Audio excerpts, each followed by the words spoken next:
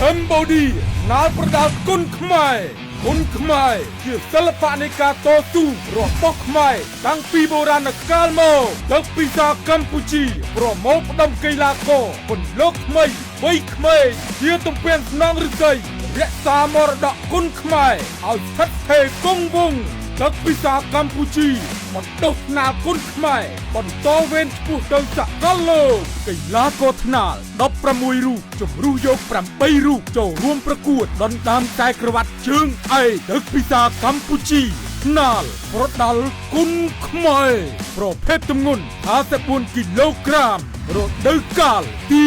3ថ្ងៃសៅរ៍ទី24ខែមករាឆ្នាំ2026គូដណ្ដើមខ្សែក្រវ៉ាត់ទីរ៉ាតាន់បាទជាមួយសុភាព ចេស្តានួនច័ករាជូ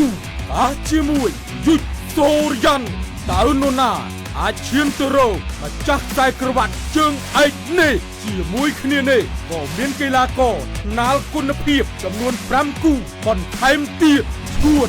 លី2បាទជាមួយជាវីរៈបុនថនរុងរឿងខូន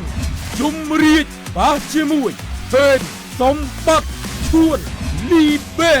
បាទជាមួយរិទ្ធីអាឡូយពេជ្រដាវីនបាទជាមួយសេង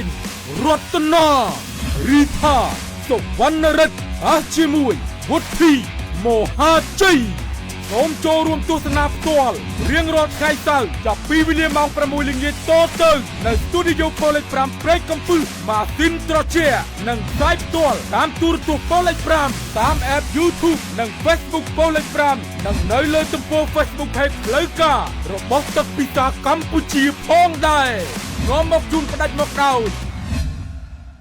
ខ្ញុំគឺកម្ពុជាហើយខ្ញុំគឺទឹកពិសាកម្ពុជា